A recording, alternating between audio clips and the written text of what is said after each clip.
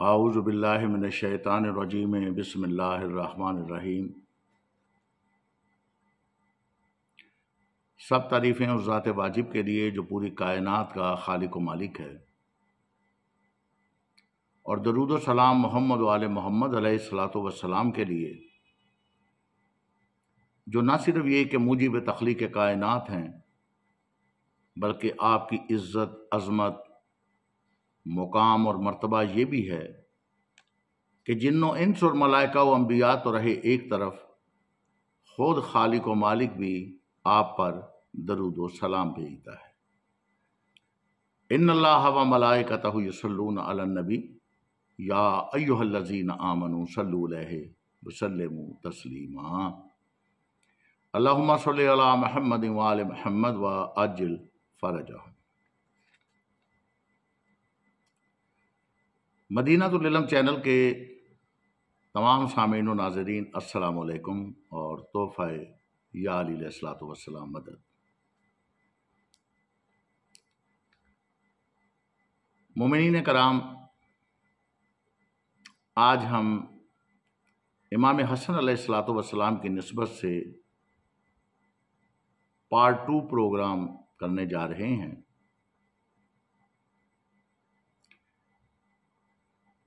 پہلے پارٹ میں ہم یہ بتا چکے ہیں کہ کس طرح محمد مصطفیٰ صلی اللہ علیہ وآلہ وسلم کے ظاہراً پردہ فرمانے کے بعد اہل بیت عظام پر ظلم و ستم کے پہاڑ توڑے گئے۔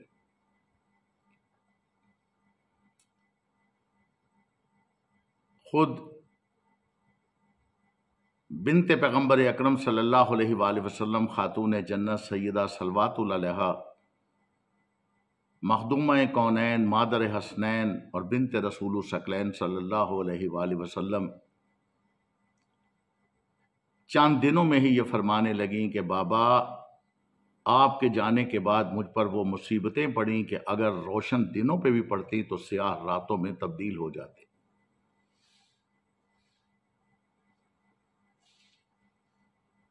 ایسا سلوک روا رکھا گیا کہ وہ بی بی جو پیغمبر اکرم صلی اللہ علیہ وآلہ وسلم کی رسالت، نبوت، شجاعت، سخاوت کا ٹکڑا تھیں، جنتی عورتوں کی سردار تھیں، جوانان جنت کے سرداروں کی والدہ محترمہ تھیں، کل ایمان ناطق قرآن، حق کی پہچان مولائے کائنات علی ابن ابی طالب علیہ الصلوۃ والسلام کے لیے نصف ایمان تھیں، مربی رسالت، جد امامت، سید البطحاء حضرت ابو طالب علیہ الصلوۃ والسلام کی بہو تھیں، حضرت جعفر طیار سید الشہداء کی بھاوی تھیں۔ چند ہی دنوں میں وہ سلوک امت مسلمہ نے روا رکھے کہ بی بی نے آہو فغاں شروع کر دیا۔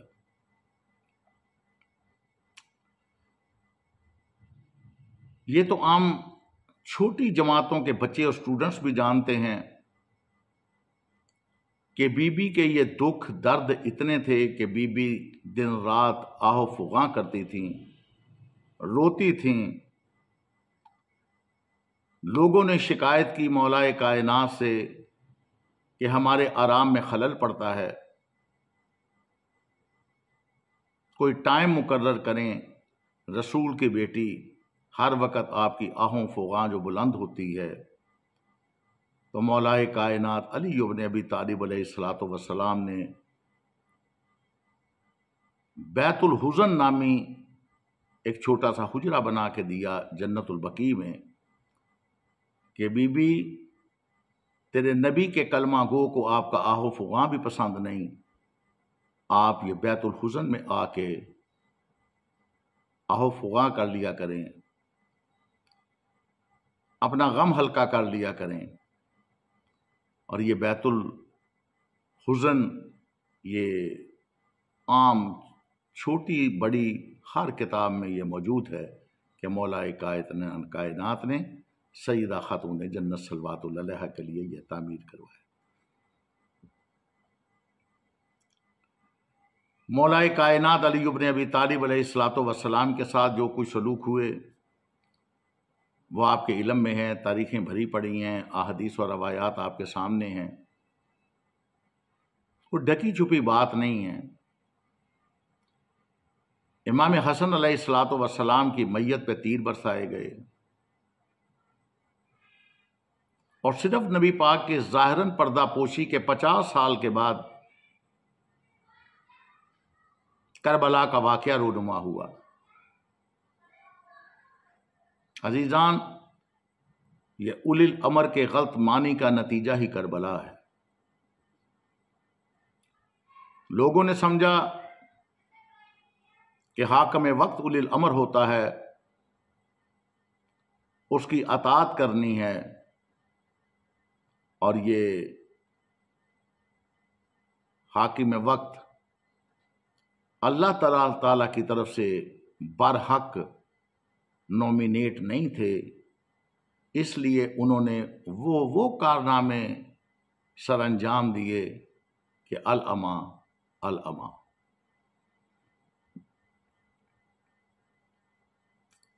بڑے بڑے بزرگ صحابہ کرام نے بھی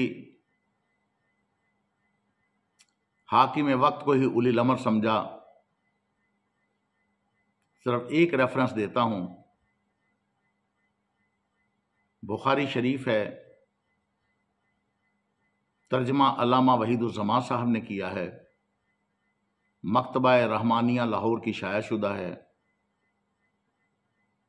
جلد نمبر 3 ہے، اور اس کا صفحہ نمبر 844 ہے۔ جبکہ ایک بہت بڑے صحابی اور صحابہ زادے نے حاکم وقت کو اولی الامر سمجھ کر یہ فتویٰ دے دیا کہ یزید کی بیعت اللہ کی بیعت ہے، رسول کی بیعت ہے،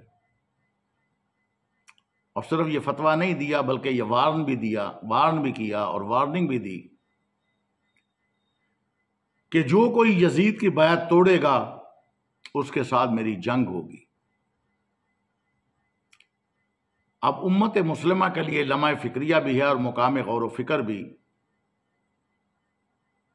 کہ جس دور میں حاکم وقت یزید کو اولی الامر مان کر اس کی اطاعت کے فتوے جاری ہو رہے ہوں، لاکھوں اشرفیاں لے کر یزید ملعون کی بیعت کی جا رہی ہو، اس دور میں اہل بیت اطہار علیہم السلام کے حق کی کون بات کرے گا؟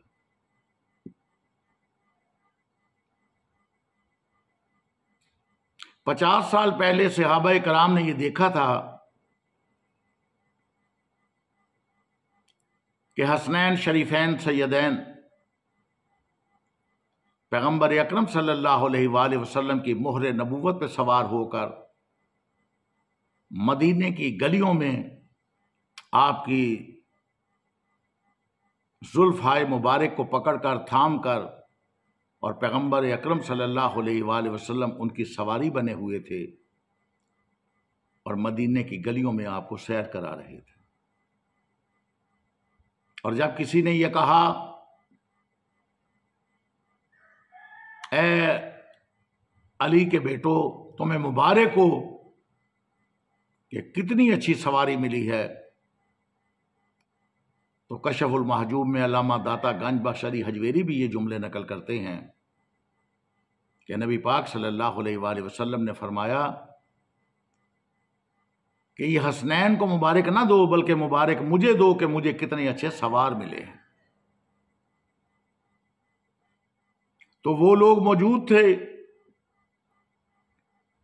جنہوں نے حسنین شریفین کو پیغمبر اکرم صلی اللہ علیہ وآلہ وسلم کی مہر نبوت پہ بھی دیکھا تھا، پیغمبر اکرم صلی اللہ علیہ وآلہ وسلم کو آپ کے بوسے لیتا بھی دیکھا ہوا تھا،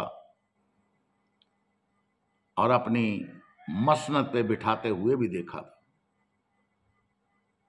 جنہوں نے یہ فرامین مقدسہ پیغمبر اکرم صلی اللہ علیہ وآلہ وسلم بھی اپنے کانوں سے سنے ہوئے تھے کہ یہ میرے بیٹے جوانان جنت کے سردار ہیں اور ان کا باپ ان سے بھی افضل ہے، یہ سب کچھ دیکھنے والے، جاننے والے ایسے صحابہ کرام موجود تھے، لیکن حالات کی ستم ظریفی کہ ایک کو سری شہادت اور ایک کو جلی شہادت۔ شاہ عبدالعزیز محدث دہلوی اپنی کتاب سر الشہادتین میں یہ لکھتے ہیں، سر الشہادتین یعنی دو شہادتوں کا راز، اور آپ یہ لکھتے ہیں کہ حضور نبی پاک صلی اللہ علیہ وآلہ وسلم کو اللہ نے تمام انبیاء کے اوصاف عطا کیے تھے، اذن عطا کیے تھے، اور وہ تمام کمالات جو جملہ تمام انبیاء علیہم السلام میں تھے وہ اکیلے پیغمبر اکرم صلی اللہ علیہ وآلہ وسلم کی ذات مقدس میں جمع تھے۔ صرف ایک کمی تھی کہ پیغمبر اکرم صلی اللہ علیہ وآلہ وسلم کے لیے شہادت کے عنوان پر اللہ نے اپنے پیغمبر کو دو بیٹے عطا کیے، ایک کا نام حسن تھا، ایک کا نام حسین تھا۔ شہادت کی دو قسمیں ہوتی ہیں، ایک سری، ایک جلی، ایک پوشیدہ، ایک ظاہراً۔ تو پیغمبر اکرم صلی اللہ علیہ وآلہ وسلم کے ان دو بیٹوں کو، ایک کو سری شہادت ملی، ایک کو جلی شہادت ملی۔ خفیہ شہادت زہر سے امام حسن علیہ السلام کو ملی، اور جلی شہادت ظاہراً شہادت امام حسین علیہ السلام کو کربلا کے میدان میں ملی۔ سامعین و ناظرین، یہ ساری گفتگو کا مقصد یہ ہے کہ سر الشہادتین میں شاہ عبدالعزیز محدث دہلوی آخر میں ایک نتیجہ اخذ کرتے ہیں۔ وہ فرماتے ہیں کہ اصل میں یہ حسن اور حسین علیہ السلام کی شہادت نہیں ہے، بلکہ حسن کی شہادت یہ حسن کی شہادت نہیں ہے، بلکہ پیغمبر اکرم صلی اللہ علیہ وآلہ وسلم کی شہادت ہے، اور حسین علیہ السلام کی شہادت بھی یہ حسین کی شہادت نہیں بلکہ رسالت مآب صلی اللہ علیہ وآلہ وسلم کی شہادت ہے۔ عزیزان گرامی قدر، فقط ایک سوال کے لیے توجہ طلبگار ہوں کہ جب شاہ عبدالعزیز محدث دہلوی نے یہ نتیجہ اخذ کر لیا کہ حسن کی شہادت بھی حسن کی شہادت نہیں ہے، حسین کی شہادت بھی حسین کی شہادت نہیں ہے، حسن کی شہادت یہ بھی پیغمبر اکرم صلی اللہ علیہ وآلہ وسلم کی شہادت ہے، اور حسین علیہ السلام کی شہادت بھی رسالت مآب صلی اللہ علیہ وآلہ وسلم کی شہادت ہے، تو جناب شاہ عبدالعزیز محدث دہلوی صاحب کی روح سے مخاطب ہو کے بڑے ادب کے ساتھ ایک سوال کرنا چاہتا ہوں، اور یہ بالعموم سب امت مسلمہ کے لیے ہے۔ اے امت مسلمہ، جب تمہارے ایک محدث نے یہ نتیجہ اخذ کر دیا کہ حسن و حسین کی شہادت یہ حسنین کی شہادت نہیں ہے بلکہ رسالت مآب صلی اللہ علیہ وآلہ وسلم کی شہادت ہے، تو ایک قدم آگے بڑھ کر اور بھی فیصلہ کر لیجئے کہ اب حسن کا قاتل حسن کا قاتل نہیں ہے، وہ پیغمبر اکرم صلی اللہ علیہ وآلہ وسلم کا قاتل ہے، اور حسین علیہ السلام کا قاتل بھی وہ حسین علیہ السلام کا قاتل نہیں ہے بلکہ وہ بھی رسالت مآب صلی اللہ علیہ وآلہ وسلم کا قاتل ہے۔ اور جو پیغمبر اکرم صلی اللہ علیہ وآلہ وسلم کے قاتل ہوں، امت مسلمہ انہیں سینے سے لگائے،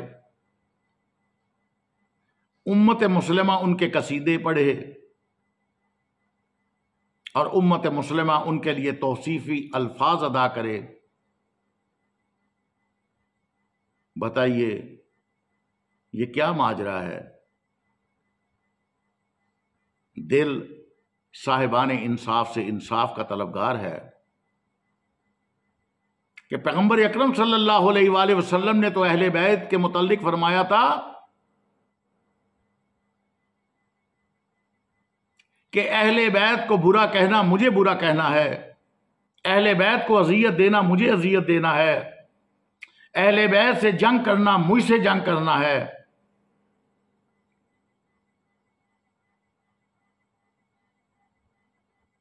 لیکن یہ کیا ہو گیا کہ پیغمبر اکرم صلی اللہ علیہ وآلہ وسلم نے ظاہراً آنکھیں بند کی اور امت مسلمہ نے بغض و عناد اور عداوت و دشمنی اہل بیت میں وہ مثالیں قائم کی کہ جن کی مثال اور نہیں مل سکتی، کہ جس کا کلمہ پڑا اسی کی اولاد کو ذبح کر دیا، جس کا کلمہ پڑا اسی کی اولاد پہ ظلم و ستم کے پہاڑ توڑ دیے۔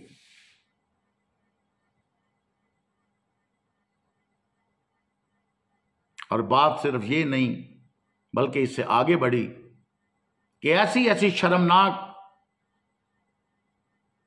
خود ساختہ روایات کو گڑھا گیا جو کہ خانوادہ محمد و اہل بیت محمد علیہ الصلوۃ والسلام کے لیے توہین آمیز ہیں۔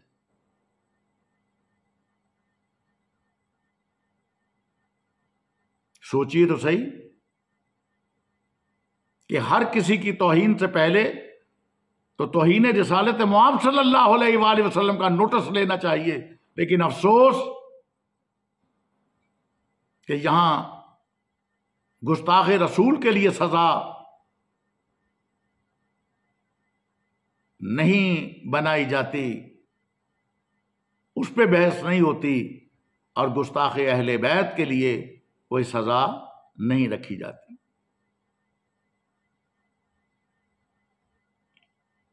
ایسی ایسی خیانتیں اور ایسی ایسی مکاری و عیاری کے ساتھ چال بازیاں کرتے ہوئے خود ساختہ احادیث گھڑی گئیں، روایات گھڑی گئیں، اور یہ سلسلہ تو پیغمبر اکرم صلی اللہ علیہ وآلہ وسلم کی حیات مبارکہ میں ہی شروع ہو چکا تھا۔ سیاہ ستہ کی کتابوں کی ورق گردانی کر لیجئے، بخاری شریف دیکھ لیجئے، اس میں بھی یہ حدیث درج ہے کہ یہ سلسلہ پیغمبر اکرم صلی اللہ علیہ وآلہ وسلم کے دور مبارک میں ہی جڑ پکڑ چکا تھا، اور رسالت معاب صلی اللہ علیہ وآلہ وسلم کو کہنا پڑا خبردار مجھ پہ جھوٹ مت باندھو، اور مجھ پہ جھوٹ باندھنا جہنم ہونے کی نشانی ہے۔ یہ کن کو نبی فرما رہے ہیں؟ یہ کن کو جہنم میں جانے کی وعید دے رہے ہیں؟ میں اور آپ موجود نہیں تھے اس وقت، لیکن جھوٹ باندھے گئے، خود ساختہ روایات گھڑی گئیں، محمد و اہل بیت محمد علیہ الصلوۃ والسلام کے خانوادے کی عزت، شان، مرتبے، روایات میں جتنی بھی تھیں ان سب کو ان کے غیروں کے لیے روا رکھا گیا، الفاظ بدلے گئے، تاریخیں بدلی گئیں، قلم بدلے گئے۔ کیوں؟ کہ پس منظر میں بیت المال تھا، اشرفیوں کی تھیلیاں تھیں، جاؤ حشمت تھی، حکومتی عہدے تھے، یہ سب کچھ تھا۔ تو ایسے ہی دور میں امام حسن علیہ الصلوۃ والسلام پہ ایک تہمت لگائی گئی۔ پارٹ 1 میں آپ دیکھ چکے ہیں کہ امام حسن علیہ الصلوۃ والسلام فرزند رسول کثرت سے شادیاں کرتے ہیں، ایک دن شادی کرتے ہیں، دوسرے دن طلاق دے دیتے ہیں۔ اور عزیزو، اس روایت کا بطلان اس امر سے بھی واضح ہے کہ یہ اگر ٹھیک ہوتا تو یہ روایت اس دور میں سامنے آتی کہ جس دور میں امام حسن علیہ الصلوۃ والسلام پہ اور آپ کے جد امجاد پر سب کی جاتی رہی، انہیں گالیاں نکالی جاتی رہیں، ان پر ظلم و ستم کے پہاڑ توڑے گئے، اور جب امام حسن علیہ الصلوۃ والسلام نے اپنے نانا کی سنت پہ عمل کرتے ہوئے صلح حدیبیہ کی طرز پہ امت مسلمہ کے بچاؤ کے لیے، خون ریزی سے بچاؤ کے لیے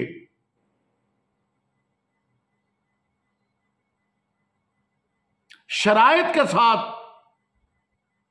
صلحوں کو پسند کیا،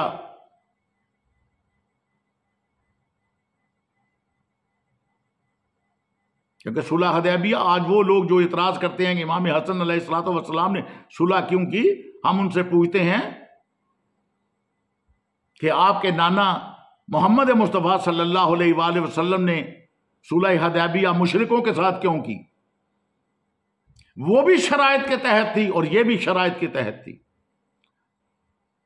مشرکین نے ان شرائطوں کو توڑا اور یہاں فریق مخالف نے امام حسن علیہ الصلوۃ والسلام کے ساتھ صلحوں کی شرطیں لکھ کر، مان کر، سٹیمپ کر کے پھر ان کی دھجیاں بکھیری۔ تو جس طرح صلح حدیبیہ منسوخ ہو گئی، اسی طرح صلح امام حسن بھی منسوخ ہو چکی ہوئی ہے۔ اب اس صلح کا ڈڈورا پیٹنے سے کوئی فائدہ نہیں۔ نواسے نے نانا کی سنت پہ عمل کیا تھا، اور یہ جو کہا جاتا ہے کہ جی کتابوں میں لکھا ہے کہ نبی پاک صلی اللہ علیہ وآلہ وسلم نے پیشین گوئی فرما دی تھی،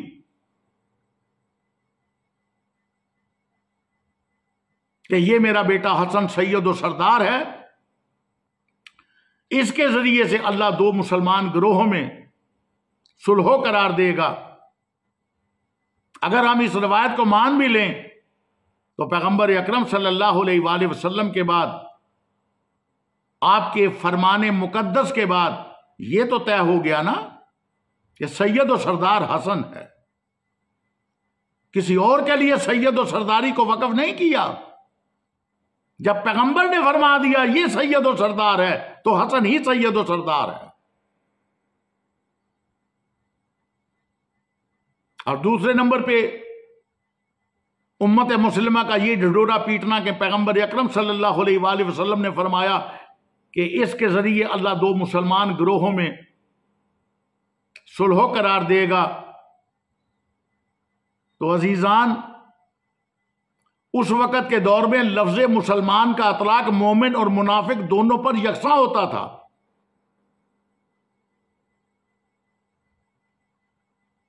اگر بات کی گہرائی میں جائیں گے تو سمجھ جائیں گے۔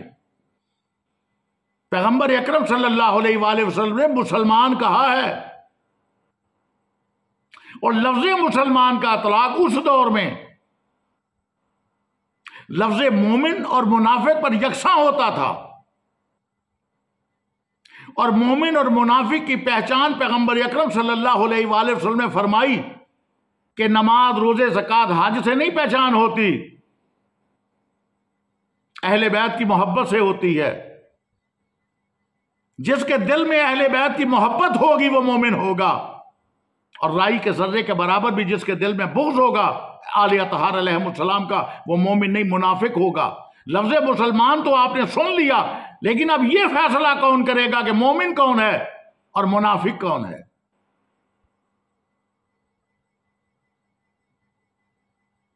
منافق کی مزید شناخت ہے تو سورہ منافقون پڑھ لیجئے۔ اللہ تعالیٰ نے سورہ منافقون بھی قرآن مجید میں نازل کی ہے اور سورۃ مومنون بھی۔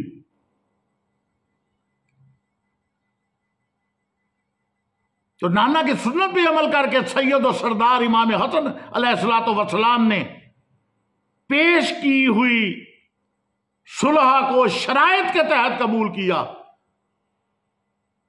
لیکن شرائط مان کر، شرائط کو تسلیم کر کے جو شرائط کی دھجیاں بکھیری گئیں، اہل سنت مورخ، اہل سنت محدث، اہل سنت علماء کرام بھی اس میں چشم بدنداں ہیں، حیران ہیں، پریشان ہیں۔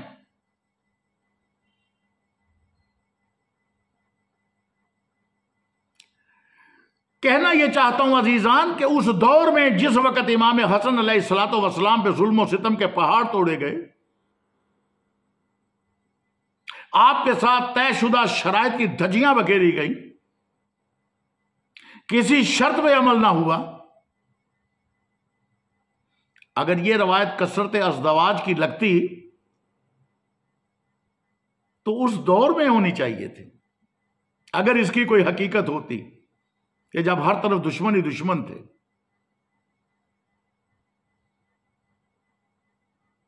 اور جب آپ موجود تھے، ظاہراً زندہ تھے، تو افسوس کہ دشمنان آل محمد بھی ان کے دل میں، ان کے ذہن میں، ان کی سوچ میں، ان کی فکر میں اس طرح کے کوئی الفاظ، جملے، واقعہ، روایت نہیں تھی۔ پورے بنو امیہ کے دور میں چیلنج ہے، آپ اس روایت کا وجود نہیں دکھا سکتے۔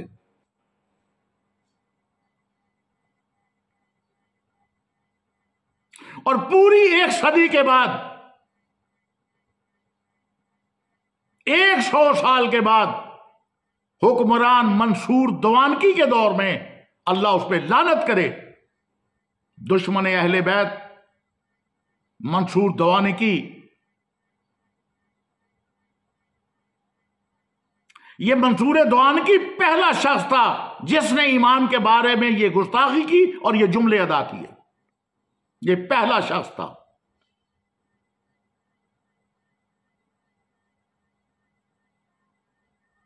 یہ وہ دور تھا کہ جب امام حسن علیہ الصلوۃ والسلام کی آل اولاد میں سے آپ کے پوتے اور آپ کی نسل میں آل اولاد نے قیام کیا، تو اس ملعون منصور دوانکی نے اناد و عداوت اہل بیت میں ایک طویل خطبہ بیان کیا، جس میں اس نے یہ جملے ادا کیے کہ فرزند رسول امام حسن علیہ الصلوۃ والسلام وہ ہستی ہیں جو ایک دن عقد کرتے ہیں اور دوسرے دن طلاق دیتے ہیں، اور اسی حالت میں دنیا سے گئے۔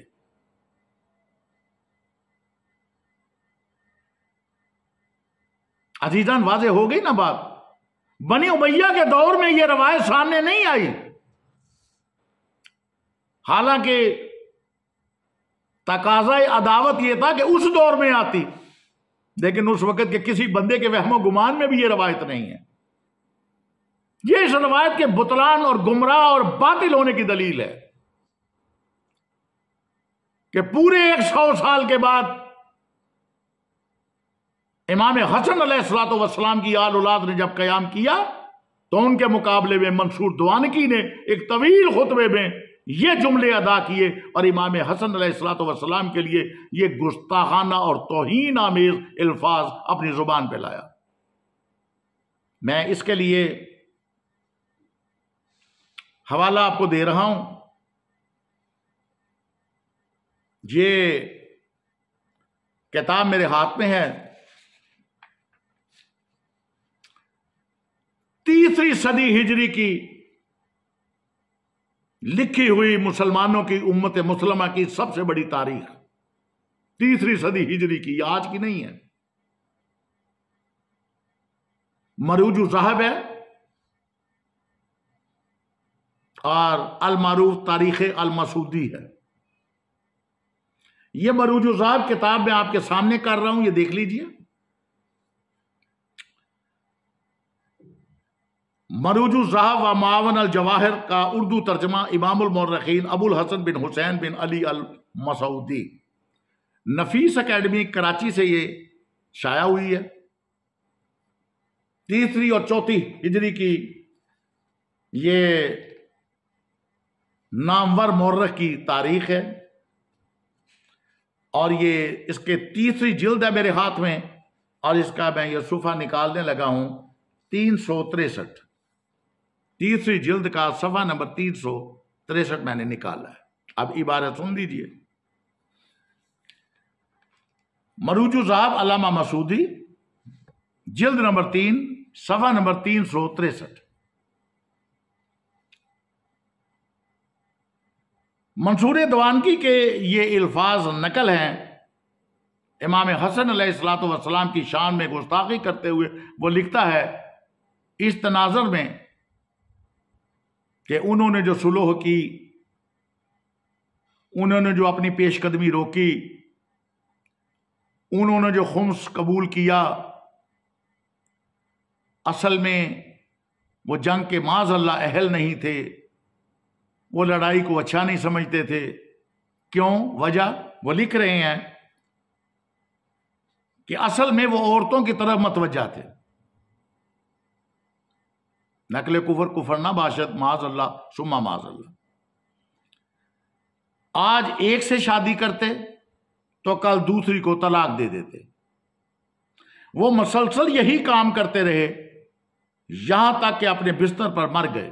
अस्तगफिरुल्लाह अस्तगफिरुल्लाह। ये जुमले सबसे पहले जो मैंने किताब का नाम लिया मरूज ज़हाब में ये नकल है, और मंसूर दवानकी के ये अल्फाज, ये सबसे पहला शख्स, खुदा गारत करे और लानत करे, इसकी कब्र में अजाब करे, कि जिसने खानदाने आले अतहार पे ये गुस्ताखी की और इमाम हसन अलैहिस्सलातु वस्सलाम फर्जंद रसूल पे ये तोहमत लगाई। लेकिन मैं साथ ही दौरे हाजरा के एक मुफ्ती इसहाक साहब, जो कि गालिबन थोड़ा अर्सा पहले ही इस दुनिया फ़ानी से रुखसत हुए हैं, उनकी किताब है मकसद हुसैन अलैहिस्सलाम। यह मकसद हुसैन अलैहिस्सलातु वस्सलाम मुफ्ती इसहाक साहब की किताब है। ये अपनी किताब के सुफ़ा नंबर 241 में लिखते हैं, वो लिखते हैं कि जब इमाम हसन अलैहिस्सलातु वस्सलाम ने सुलह कर ली, अब मैं मिनवान आपकी किताब के अल्फाज अदा करने लगा हूं। इस सुलह के बाद हजरत हसन अलैहिस्सलाम पर बहुत मुश्किल वक्त आ पड़ा।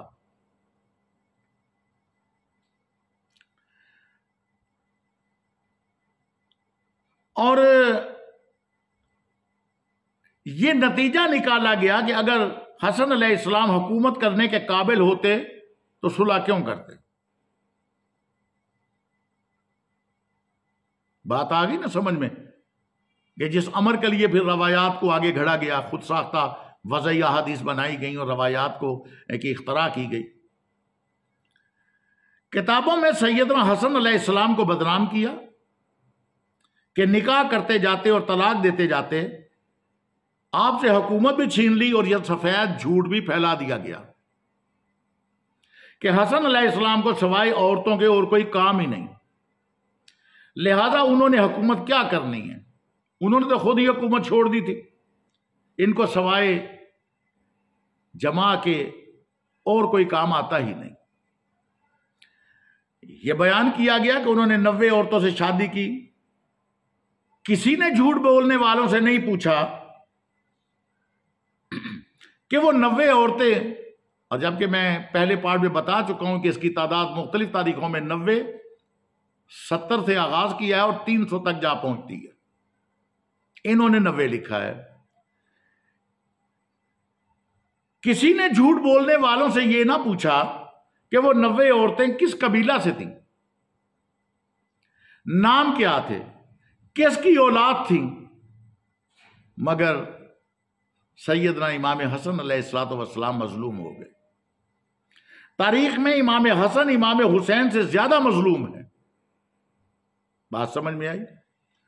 मरूज ज़हाब से मैंने मंसूर दवानकी का कौल दिखाया और उम्मत मुस्लिमा के ही एक मुफ्ती साहब की किताब से भी दिखा दिया कि यह सफेद झूठ है, और सिर्फ इसलिए बोला गया कि ताकि लोगों पे ये नतीजा दिया जा सके, उम्मत मुस्लिमा को गुमराह किया जा सके اور انہیں یہ نتیجہ نکالنے میں آسانی پیدا کی جائے کہ معاذ اللہ ثم معاذ اللہ امام حسن علیہ الصلوۃ والسلام تو حکومت کے اہل ہی نہیں تھے۔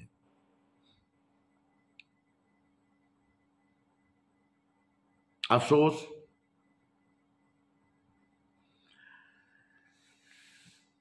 اب عزیزان، منصور دوانکی نے اس کے بعد 384 ہجری میں ابو طالب مکی، ایک صوفی انسان جس کے بارے میں علماء نے یہ لکھا ہے کہ وہ عقل سے پیدل جاہل قسم کا ایک شخص تھا، جس نے منصور دوانکی کے اس افسانے کو آگے پھیلایا اور اپنی تاریخ، کتب اور اپنے شاگردوں میں اس کذب بیانی کو عام کیا، اور اس کا سارا حلقہ احباب ایسے نادان مسلمان گروہ پر مشتمل تھا، اور ان کی ہی صلبی اور روحانی اولاد آج تک دین اسلام اور تاریخ سے ناواقف نام نہاد مسلمان، جن کو یہ معلوم ہی نہیں ہے کہ امام اور معصوم کی شان کیا ہوتی ہے، فرزند رسول کا مقام کیا ہوتا ہے، اہل بیت کی عزت و عظمت کیا ہوتی ہے، اور پاک پروردگار کے نزدیک ان ذوات مقدسہ کی شان و منزلت کیا ہے، وہ اس بیان کو، واقعے کو بیان کرتے ہیں اور اس بیان کو آگے پھیلاتے ہیں۔ وجہ صرف اہل بیت اطہار علیہ السلام سے بغض، عناد، عداوت اور دشمنی، اس کے سوا کچھ نہیں۔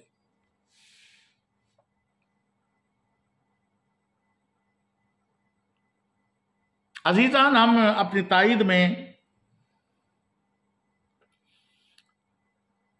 پروفیسر ناصر محمود صاحب کا ایک اقتباس اٹیچ کر رہے ہیں کہ جنہوں نے شیعہ سنی مسلک سے ہٹ کر صرف ایک حقیقت جاننے کی کوشش کی ہے اور بتانے کی کوشش کی ہے۔ آج کے اس پارٹ میں ان کی گفتگو سنیں، اس کے بعد بات ہوتی ہے، ٹھیک ہے؟ بسم اللہ، سنیں۔ بسم اللہ الرحمن الرحیم۔ السلام علیکم ناظرین اکرام، فیتھ انسائٹ سے میں ہوں آپ کا میزبان ناصر محمود۔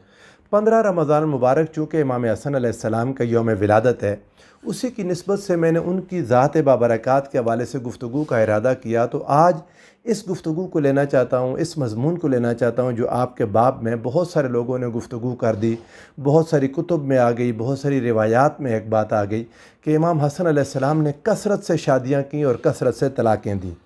اس مضمون پر بہت سارے لوگوں نے گفتگو کی ہے اور کرتے چلے جا رہے ہیں۔ کوئی 2-3 کلپس میں نے آپ کے لیے رکھے کہ سارے ہی مسالک، خواہ وہ کوئی اہل حدیث ہے، خواہ وہ کوئی دیوبند ہے، بریلوی ہے، اس بات پر متفق ہو گئے اور اس کی آگے وضاحتیں دینے لگے کہ امام حسن علیہ السلام کی شادیاں کیوں تھیں، اس کی وجوہات کیا تھیں، اور یہ انہوں نے ایسے ایسے کر لیں چونکہ لوگ ان کو زبردستی رشتے دیتے تھے، اہل بیت سے رشتہ رکھنا چاہتے تھے، تو امام حسن علیہ السلام نے اتنی شادیاں کر لیں۔ ان کی تعداد کوئی 250 سے 300 تک، کسی نے 90، کسی نے 70، کسی نے 100، بہرحال مختلف لوگ مختلف بیان کریں۔ کوئی 2-3 کلپس میں نے آپ کے لیے نکالے ہیں، ذرا پہلے آپ ان کو سن لیں۔ نہایا تاریخ کی بڑی مستند کتاب ہے، 70 نہیں، اس میں 120 شادیوں کو لکھا ہوا ہے۔ باقی حضرت حسن نے یہ 120 شادیاں کیسے کیں، 4 سے زیادہ تو جائز ہی نہیں ہے، تو وہ طلاقیں دے دے کے کرتے تھے۔ ایسا بھی ہوا ایک مجلس میں 4 شادیاں کی انہوں نے اور 4 کو طلاق دی، پھر 4 شادیاں، ایسے بہت۔ علم کے میدان میں جذبات کی کوئی حیثیت نہیں۔ آپ نے دیکھا مفتی طارق مسعود صاحب نے جو باتیں کی وہ علمی باتیں تھیں اور سمجھ میں آنے والی باتیں تھیں۔ روایتوں کا اتنا اعتبار تو نہیں ہوتا، لیکن لکھا ہے انہوں نے کہ حضرت حسن رضی اللہ تعالی عنہ، حسن ابن علی ابن ابی طالب، آپ شادیاں بہت کرتے تھے۔ آپ نے یہ تینوں لوگوں کو سنا، مفتی طارق مسعود صاحب، مکی الحجازی صاحب، اور ان کے بعد علی نواز صاحب آن لائن۔ یہ علی نواز صاحب غالباً اہل سنت بریلوی مکتبہ فکر سے ہیں۔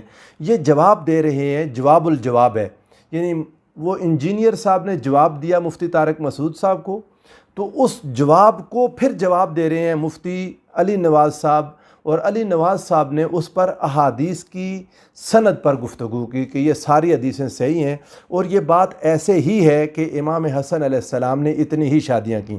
حالانکہ جو مکی الحجازی صاحب ہیں وہ کہہ رہے ہیں کہ تاریخی روایات ہیں، بعض اوقات نہیں بھی ماننے والی ہوتی ہیں، لیکن ایسے کر کے انہوں نے بات چلا دی۔ اور مفتی طارق مسعود صاحب کے اتنے مضبوط دلائل نہیں ہیں، لیکن وہ بیان کر رہے ہیں حافظ ابن کثیر وغیرہ کے حوالے سے، آپ نے ان کو سنا۔ اب میں جو آپ کے ساتھ بات کرنا چاہتا ہوں وہ یہ کہ اس کو کئی محدثین نے اپنی اپنی کتابوں میں اس بات کو جگہ دے دی، اس بات کو جگہ دی، اور اس بات کو پھر امت کو منوا لیا لوگوں نے، ان سارے علماء نے مل کر، کہ واقعی امام حسن علیہ السلام نے اتنی شادیاں کیں۔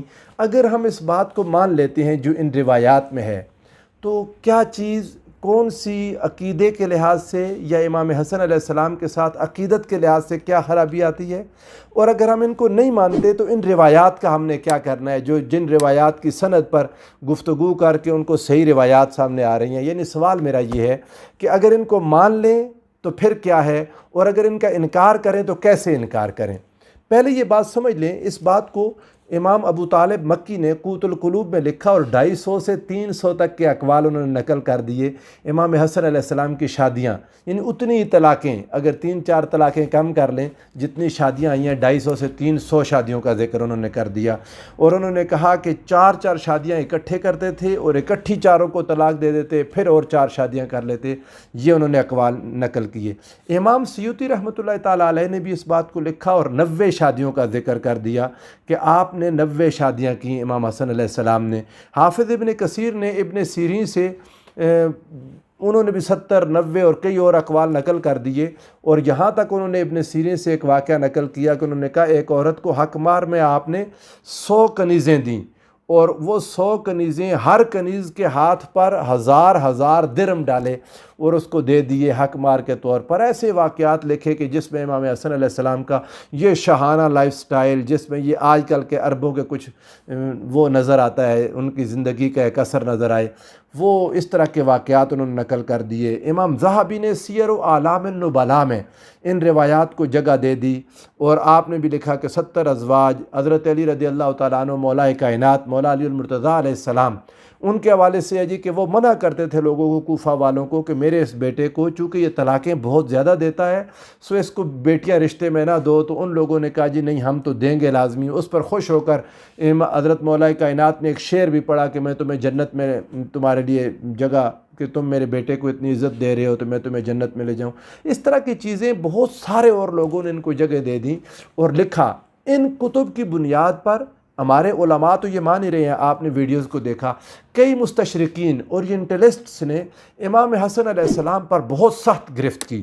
ان میں سے اگر آپ دیکھنا چاہیں جو سب سے پہلے، تو جس شخص نے آپ کے حوالے سے بہت غلط گفتگو کی، یہ ایک استشراق میں مستشرقین میں ایک بندہ لیمنز ہے، اس کے نام کے سپیلنگ LAMMENS، لیمنز۔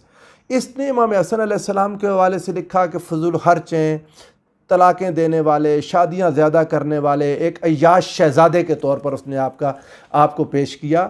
اور مجھے اس پر کوئی غصہ اس لیے نہیں ہے کہ جب ہماری کتابوں میں یہ ساری باتیں موجود ہیں تو واقعتاً یہی ایک شکل سامنے آتی ہے جو اس نے پیش کر دی۔ بعض لوگ ہمارے اس پر غصہ کرتے ہیں کہ اس نے دیکھا نہیں کہ امام حسن نے کس حکمت کے تحت یہ شادیاں کیں، لیکن یہ حکمت آج آپ جس کو مرضی سمجھانے کی کوشش کر لیں، یہ حکمت کسی کو سمجھ آئے گی نہیں، اس لیمنس کو کیا سمجھ آنی ہے۔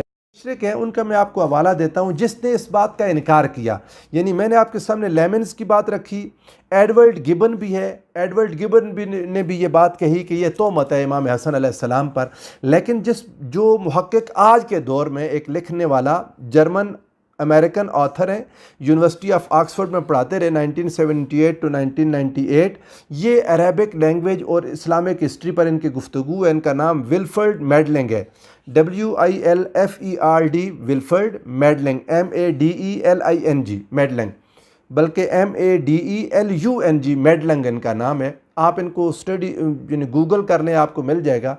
انہوں نے ایک بات لکھی جو مجھے افسوس ہوا کہ ہمارے علماء اور محدثین کے ذہنوں میں بھی نہیں آئی بات، اور جس بات پر اس نے انکار کیا کہ امام حسن علیہ السلام کی یہ شادیوں کی بات جو لیمنز کر رہا ہے وہ ایک فضول بات ہے اور آپ کے اوپر تہمت ہے اور الزام ہے۔ ان کی گراؤنڈ کیا ہے یہ اورینٹلسٹ ہے، اس کی بنیاد سن لیں۔ میں آپ کو اس کی بات سنا دیتا ہوں۔ کہتے ہیں کہ یہ جو روایات ہیں، بہت ساری روایات کہ آپ نے اتنی شادیاں کی، 250 سے 300 شادیاں یا 70 90 100 جتنی بھی ہیں، اس نے کہا یہ روایات جو ہیں for the most part wig, lacking in names, concrete specifics and verifiable details. کہتا ہے جی کہ یہ جو زیادہ تر روایات ہیں ویگ ہیں، فضول ہیں، اور ان کے اندر نہ نام نہیں ازواج کے، بیویوں کے نام نہیں ہیں۔ یہ مزے کی بات یہ ہے کہ چند بیویوں کے علاوہ زیادہ نام موجود نہیں ہیں۔ اور اس نے کہا جی کہ اسپیسیفکس یعنی کہ کون سے خاندان تھے، فادر کون تھا، ایسی کوئی اسپیسیفک ڈیٹیلز موجود نہیں ہیں۔ اور پھر ویریفائیبل ڈیٹیلز جن کی ویریفیکیشن ہو سکے، جن کو بندہ چیک کر سکے تاریخی حوالے سے، وہ موجود نہیں ہیں۔ اس نے کہا they appear to be spun out of the reputation of Al-Hasan as a مطلق۔ اس نے کہا لگتا یہ ہے کہ حضرت امام حسن کو بہت زیادہ طلاقیں دینے والا مشہور کرنے کے لیے اور آپ کی ریپوٹیشن کو اس حوالے سے یعنی ریپیوٹ کو، آپ کی شہرت کو داغدار کرنے کے لیے یہ کام کیا گیا ہے۔ اس نے کہا کہ آج کل کے زمانے میں اگر کسی کو یہ بات کہہ دی جائے تو یہ ڈیفیمیٹری ہے، ڈیفیمیٹری ان کنٹینٹ ہے۔ امام حسن علیہ السلام کی یعنی اس میں عزت نہیں ہے، ان کی عزت پر ہاتھ ڈالا گیا ہے ان روایات کے اندر۔ اب میں آپ کے سامنے جو گفتگو کرنا چاہتا ہوں، جو بات آپ کے سامنے رکھنا چاہتا ہوں، ایک طرف یہ روایات، ان کی سندیں کیا ہیں کیا نہیں ہیں، ان کی سندیں صحیح ہیں یا کمزور ہیں یا غلط ہیں، میرا ان سے کوئی کنسرن نہیں ہے۔ اگر یہ ساری کی ساری سندیں ٹھیک بھی ہیں تب بھی میرا کہنا یہ ہے، اور اس کی بنیاد میں آگے آپ کو دوں گا، ایسے نہیں کہ فضول بات کہہ کے ایک عقیدت میں گزر جاؤں اور اس کی دلیل نہ دوں، ایسا نہیں ہوگا انشاءاللہ العزیز۔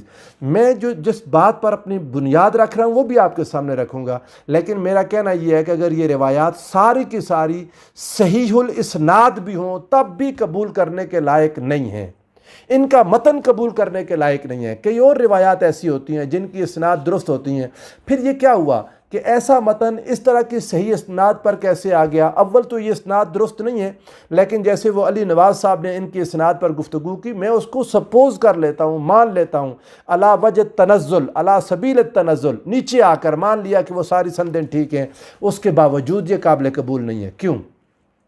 اس کی بات کو سمجھیں۔ یہ امام حسن علیہ السلام پر الزام لگانے کے لیے وقت کے حکمرانوں نے، جو آپ کے مخالفین تھے، انہوں نے ان روایات کو گھڑا اور اچھے درجے کی سندوں پر انہوں نے لگا دیا۔ اگر یہ سندیں درست ہیں تو یہ مرسل روایات بھی ہیں، ضعیف بھی ہیں، میں کہتا ہوں مرسل ضعیف کو چھوڑ کر صحیح بھی ہوں تب بھی یہ من گھڑت روایات ہیں جو گھڑی گئی ہیں۔ اس کی وجہ کیا ہے؟ میں سب سے پہلے بڑی بات آپ کے ساتھ کرنا چاہتا ہوں، وہ یہ کہ امام حسن مجتبی علیہ السلام جنتی نوجوانوں کے سردار ہیں۔ رسول اللہ صلی اللہ علیہ وآلہ وسلم نے آپ کو الحسن والحسین سیدہ شباب اہل الجنہ، جنتی نوجوانوں کا سردار قرار دے دیا۔ یہ بات ذہن میں رکھتے ہوئے کہ ایک جنتی نوجوانوں کا سردار ہے، وہ بار بار نکاح کرتا ہے، بار بار طلاق کرتا ہے۔ آپ کو میں ان تمام مسالک کے علماء کی بات بتاتا ہوں کہ بلا وجہ کسی کو طلاق دینا، بلا وجہ کسی کو طلاق دینا، ان علماء کے نزدیک اس کی حیثیت کیا ہے؟ آپ کو میں سب سے پہلے اعلیٰ حضرت امام احمد رضا خان رحمۃ اللہ تعالیٰ علیہ کا فتویٰ سناتا ہوں۔ میں بلکہ چاہوں گا کہ میں نے اس کا ایک ویڈیو لیا دعوت اسلامی کی ایک کتاب سے، جو انہوں نے اعلیٰ حضرت کے فتوے کا نیچے حوالہ دیا ہوا ہے، وہ پیج آپ کے سامنے لگا دیا جائے۔ اعلیٰ حضرت فرماتے ہیں جی کہ اللہ کو سخت ناپسند اور مبغوض اور مکروہ عمل ہے، اور بلا وجہ شرعی کسی بیوی کو طلاق دینا، اس سے انسان گناہگار ہوگا۔ یہ ہے امام حسن علیہ السلام جو بلا وجہ طلاق دیتے تھے۔ اگر کوئی شخص، امام حسن اگر جنتی نوجوانوں کا سردار ایک کام کر رہا ہے تو اچھا عمل ہونا چاہیے۔ جنتی نوجوانوں کا یعنی آج اگر 14 صدیوں بعد ہم میں سے کوئی کرے تو وہ مبغوض اور مکروہ ہے، گناہگار ہے، لیکن امام حسن کے لیے وہی عمل اچھا ہو گیا۔ یہ کیسے اچھا ہو گیا؟ جنتی نوجوانوں کے سردار کا تقویٰ زیادہ ہونا چاہیے۔ ان کو کوئی ایسی کوئی رعایت تو نہیں ملی ہوئی تھی کہ آپ وہ کام کریں جو مبغوض اور مکروہ ہے اور سخت ناپسندیدہ عمل ہے، غلط عمل ہے۔ آج کے کسی شخص کے لیے جو 1400 سال بعد کرے تو پسندیدہ نہیں ہے، امام حسن کے لیے کیسے آپ لوگوں نے اس کو پسند کر لیا؟ دوسرا فتویٰ آپ کے سامنے رکھتا ہوں فتاویٰ دارالعلوم دیوبند کا، وہ بھی پیج آپ سامنے دیکھ لیں گے۔ وہ ان کا کہنا یہ ہے کہ یہ بلا وجہ شرعی گناہگار ہوگا ایسا شخص طلاق دینے والا، کیونکہ وہ شیطان کو خوش کر رہا ہے۔ یعنی جو شخص بلا وجہ طلاق دے گا اپنی بیوی کو وہ شیطان کو خوش کرتا ہے۔ امام حسن مجتبیٰ کیا شیطان کو خوش کرتے رہے؟ بلا وجہ کسی شخص نے زور دیا نہیں میری بچی سے شادی کریں، آپ کی آلریڈی پہلی ایک بیوی ہے تو اس کو طلاق دے دی اس کی بات ماننے کے لیے، اس کا دل رکھنے کے لیے، حد ہو گئی۔ اس کا رشتہ اہل بیت سے جوڑنے کے لیے یہ جو مولانا اس وقت گفتگو کر رہے ہیں، یعنی ایک بیوی کا دل توڑ دیا، جس کی بیٹی کو طلاق دی ان کا دل توڑ دیا، دکھی کر دیا لوگوں کو۔ یہ باتیں لکھی ہوئی ہیں، سیر و اعلام النبلاء نے بھی لکھا، حافظ ابن کثیر نے بھی، لوگ مخالف ہو گئے تھے، حضرت علی کو ڈر تھا کہ لوگ مخالف ہو جائیں گے، فلاں ہو گیا فلاں ہو گیا۔ استغفر اللہ العظیم، لا حول ولا قوت الا باللہ العلی العظیم۔ امام حسن مجتبیٰ علیہ السلام پر جو الزامات لگائے گئے ان میں سب سے گھٹیا الزام یہ تھا جو امام حسن کو تاکہ ایسا مشہور کر دیں کہ وہ شادیاں ہی کرتا رہتا تھا، اس بندے کو حکومت کی اہلیت ہی نہیں تھی، اس لیے حکومت چھوڑ دی، تو جو اہل تھی ان کے پاس حکومت چلی گئی۔ میں کبھی اللہ نے چاہا تو امام حسن علیہ السلام کے معاہدے پر، آپ کی صلح پر بھی گفتگو کروں گا، لیکن یہ امام حسن علیہ السلام کو نااہل اور نالائق، استغفر اللہ العظیم، ثابت کرنے کے لیے یہ واقعہ گھڑا گیا کہ آپ بار بار شادیاں کرتے تھے۔ آپ کو میں کچھ باتیں حدیث رسول سے بتا دیتا ہوں۔ اگر کوئی شخص بغیر وجہ کے طلاق دے، بغیر وجہ کے طلاق، یہ قرآن اور سنت کی تعلیمات کے خلاف ہے۔ آپ سنن ابو داؤد کی حدیث نمبر 2018 اور 2177 یعنی 2018 اور دوسری 2177 اس کو دیکھیں تو اللہ حدیث پاک ہے کہ اللہ کو حلال کاموں میں سب سے زیادہ ناپسند کام، ابغض، جس سے اللہ کو مبغوض ترین کام، جس سے اللہ سب سے زیادہ نفرت کرتا ہے، وہ کام طلاق ہے۔ اور اللہ کا مبغوض کام، غیر المغضوب علیہم ولا الضالین، جو کام اللہ کو سخت ناپسندیدہ ہے، وہ جنتی نوجوانوں کے سردار کے سر پر منڈ دیا گیا۔ اگلی بات دیکھ لیں، پھر حدیث پاک ہے، امام دارقطنی نے اس حدیث کو روایت کیا، مشکات میں بھی موجود ہے، ما خلق اللہ شیئا علی وجہ الارض ابغض الیہ من الطلاق۔ وہی بات ہے کہ زمین پر اللہ نے طلاق سے زیادہ ناپسندیدہ چیز پیدا ہی نہیں کی، یعنی اللہ کو اتنی ناپسند ہے، اور کرنے والا جنتی نوجوانوں کا سردار ہے۔ آپ کا عقیدہ مبارک ہو، آپ کو جو اس کو ڈیفینڈ کر رہے ہیں ان کو مبارک ہو، انہی کو مبارک ہو۔ میں امام حسن علیہ السلام پر ان الزامات سے اللہ گواہ رہے، ہم اس سے بری ہیں، انشاءاللہ العزیز قیامت تک اس سے بری رہیں گے۔ امام حسن ایسا ناپسندیدہ عمل، وہ تو حلال چیزوں کو اس ڈر سے چھوڑ دیتے تھے کہیں اس میں تھوڑا سی حرام کی ملاوٹ نہ ہو۔ تو وہ شخصیت جس کا اتنا تقویٰ، اتنی طہارت، اتنی پاکیزگی، اس قسم میں یہ مبغوض کام لگاتے ہیں، اللہ ان کو پکڑے، ان سب لوگوں کو۔ عمدۃ القاری میں لکھا ہے، انہوں نے کہا اللہ کا عرش کانپ جاتا ہے جب کوئی انسان بلا وجہ طلاق دے۔ اور امام حسن علیہ السلام پر الزام کہ انہوں نے 200, 250, 300 بار اللہ کا عرش کانپوا دیا، استغفر اللہ العظیم، اتنا بڑا ظلم کیا، لا حول ولا قوہ۔ اس کے بعد اگر آپ دیکھیں تو آپ کے حوالے سے یہ جو ہے نا تصور انہوں نے پیش کیا ہوا، وہ یہی ہے کہ آپ یوز اینڈ تھرو، استعمال کرتے پھینک دیتے جی، اور وجہ کیا تھی جی؟ لوگ ان کو دیتے تھے۔ اتنی عقل اگر آپ لوگوں میں ہو کہ امام حسن علیہ السلام ایک کا دل توڑتے دوسرے کا دل رکھتے، ایک کا دل توڑ کے دوسرے کا دل رکھتے، کوئی سمجھ میں آنے والی ہے بات؟ اب اور پھر جو بات میں آپ کے ساتھ بیان نہیں کر سکا، ولفرڈ میڈلنگ نے یہ بات لکھی ہے، اس نے کہا کہ مولا علی شیر خدا لوگوں کو منع کر رہے ہیں تو اپنے بیٹے کو منع کرتے نا۔ حضرت علی کے بارے میں جو یہ بات لکھی ہے، حافظ ابن کثیر نے بھی لکھ دی کہ لوگوں کو منع کرتے تھے میرے بیٹے کو رشتہ نہ دو، تو اپنے بیٹے کو امام حسن کو روکتے تھے کہ تم یہ کام نہ کرو۔ امام حسن کی کیا جرت تھی مولا کائنات کے گھر میں رہتے ہوئے اپنے والد کی بات کو رد کر سکتے؟ کبھی جرت نہیں تھی، مگر یہ بات ہمارے ان علماء کے ذہن میں نہیں آتی جو اورینٹلسٹس کے دماغوں میں آ گئی۔ اس کے بعد یہ حدیث پاک سن لیں، کنز الامال کی یہ حدیث پاک 27873 27,873 ان اللہ لا يحب الذواقین والذواقات، اللہ تو محبت ہی نہیں کرتا اس طرح کا شخص جو بار بار نکاح کرے، مرد ہو یا عورت ہو، ذائقہ لینے کے لیے، اللہ ان کو ناپسند کرتا ہے۔ تو کیا جنتی نوجوانوں کا سردار ایسا شخص بن جائے گا جو اللہ کو ناپسند ہو؟ آج کی جدید دنیا اس بات کو حرام قرار دینے تک تیار ہے، اور علماء یہ چیز باقاعدہ کہہ رہے ہیں کہ اس کو حرام قرار دے دیا جائے۔ اگر کوئی شخص اپنی بیوی کو بلا وجہ طلاق دیتا ہے تو حکومت کو چاہیے کہ تعزیراً اس کو حرام قرار دے دیں، یعنی ایسا عمل جس کو کوئی پسند ہی نہیں کرتا، وہ عمل آپ نے امام حسن علیہ السلام کے ذمہ لگا دیا۔ ایک حدیث پاک سن لے، اس پر اپنی گفتگو کو ختم کرتا ہوں۔ کوئی عورت جو بلا وجہ طلاق لیتی ہے، مرد طلاق دینے والا، عورت اگر کوئی بلا وجہ طلاق لے یعنی خلا لے لے، اس کے بارے میں آقا نے فرمایا ایما امرات سالت زوجہا طلاقا من غیر بأس، بغیر وجہ کے، یہ امام ترمذی کی حدیث نمبر 1187 1187 نمبر حدیث ہے کہ اگر کوئی عورت اپنے خاوند سے بلا وجہ طلاق کا مطالبہ کرے، آقا نے فرمایا فحرام علیہا رائحۃ الجنہ، اس پر جنت کی خوشبو بھی حرام ہے۔ یعنی اگر عورت بلا وجہ طلاق لے تو اس پر جنت کی خوشبو حرام ہے، اور اگر مرد کرے تو کیا مردوں میں سے کوئی ایک جنتی نوجوانوں کا سردار بن سکتا ہے؟ استغفر اللہ العظیم، لا حول ولا قوۃ الا باللہ العلی العظیم۔ مسئلہ ناظرین کرام فقط ایک تھا، اور وہ یہ ثابت کرنا تھا کہ یہ حکومت کے قابل نہیں تھے، ان کی دلچسپیاں اور تھیں، ان کی ترجیحات اور تھیں، اور یہ اس فیلڈ کے بندے ہی نہیں تھے۔ امام حسن کو ویسے ہی ان کی ریپیوٹ کو خراب کرنے کے لیے، ڈیفیم کرنے کے لیے یہ چیزیں پیدا کی گئی ہیں، ان میں سے کوئی سند قابل اعتماد نہیں ہے۔ اور میں نے آپ کو بتایا اگر کوئی ثابت بھی کر دے صحیح سندیں، تب بھی یہ موضوع روایات ہیں جو صحیح سندوں پر آپ کے دشمنوں نے چڑھا دیں، چونکہ احادیث جب اکٹھی ہو رہی تھی تو یہ لوگ حکمرانی کر رہے تھے، انہوں نے امام حسن کو بدنام کرنے کے لیے سارا کچھ کیا۔ اللہ تعالی ہم سب کے حال پر رحم فرمائے۔ والسلام علیکم ورحمۃ اللہ وبرکاتہ۔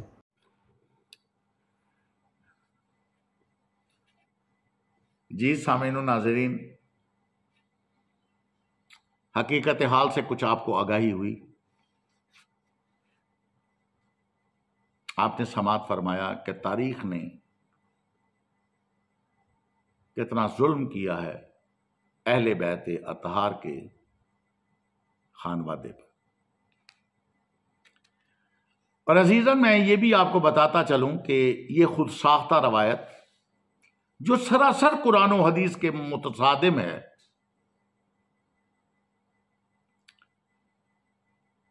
اور محمد و آل محمد علیہ الصلوۃ والسلام کی توہین کا باعث بھی،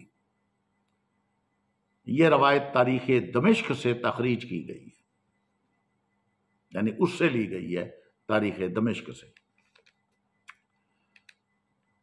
اور عزیزان، تاریخ دمشق کی اس روایت میں جہاں یہ درج ہے، اس روایت کے آخر میں یہ بھی درج ہے کہ حاکم شام نے امام حسن کو زہر بھی دلوایا،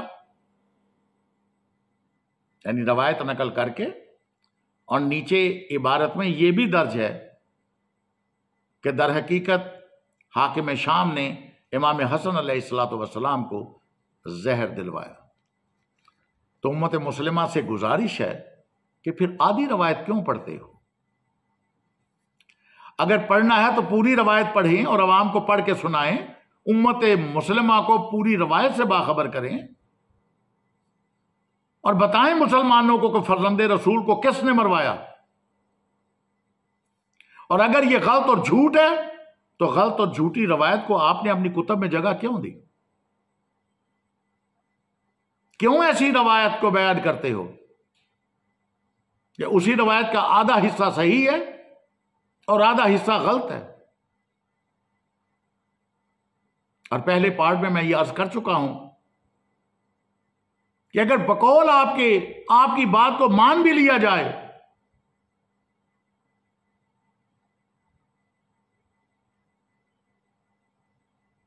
کہ امام حسن علیہ الصلوۃ والسلام ایک دن شادی کرتے تھے اور اگلے دن طلاق دے دیا کرتے تھے، تو بتائیے کہ پھر امام حسن کی وہ زوجہ جو 3 دفعہ پہلے آپ کو زہر دے چکی ہے، اور پھر دشمنان اہل بیت کے لالچ میں آ کر جودہ بنت اشعث نے آخری بار جو زہر دیا، اور امام نے فرمایا کہ جودہ کیا میں تیرا عادل امام نہیں ہوں؟ یہ جودہ بنت اشعث جو خلیفہ اول کی سگی بھانجی تھی، کیا امت مسلمہ جواب دے گی کہ اگر ایک دن شادی کرتے تھے امام حسن علیہ الصلوۃ والسلام، دوسرے دن طلاق دے دیا کرتے تھے، یہ جودہ بنت اشعث بار بار جو زہر دے رہی ہے امام کو، یہ امام حسن علیہ الصلوۃ والسلام کے اس طلاق والے عمل سے کیسے بچ گئی؟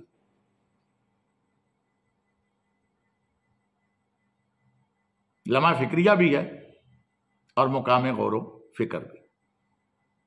آئیے 2 مزید اقتباس دیکھ لیجئے، اس کے بعد बात करते हैं। इमाम हसन बिन अली रज़ी अल्लाह ताला अन्हु से मुतालिक मशहूर है कि आप कसरत से शादियां किया करते थे, बल्कि यहाँ तक कि आपने 100 से भी ज़ायद शादियां की हुई थी, और निकाह के अंदर किसी खातून को लाते फिर उसे तलाक दे देते। तो आम तौर पर ये बहुत से सवालात पैदा होते हैं कि बात ठीक भी है, बात गलत है, और अगर ठीक है तो इमाम हसन बिन अली ऐसा क्यों किया करते थे। मैं इसका जवाब दे देता हूँ, समझा भी देता हूँ। याद रख लीजिएगा, हर वो बात जो किताबों के अंदर ज़िक्र हो और वो किताब अल्लाह की ना हो, वो कुरान पाक ना हो, तो उस किताब की उस बात को देखा जाएगा, तहकीक की जाएगी, वो बात ठीक भी है, काबिल कबूल भी है, या उठा के दीवार पे दे मारने वाली बात है। और अल्लाह रब्बुल इज़्ज़त ने इस दीन की हिफाजत ऐसी की है कि इस दीन के अंदर बाद में रसूलुल्लाह सल्लल्लाहु अलैहि वसल्लम के बाद में लोगों ने जो बातें की, लोगों ने जो किस्से बनाए, जो कहानियाँ बनाई, जो दीन इस्लाम को बदनाम करने की कोशिश की, हज़ारों तरह की खुराफात बयान करना शुरू कर दी, किताबों में लिखी भी गई।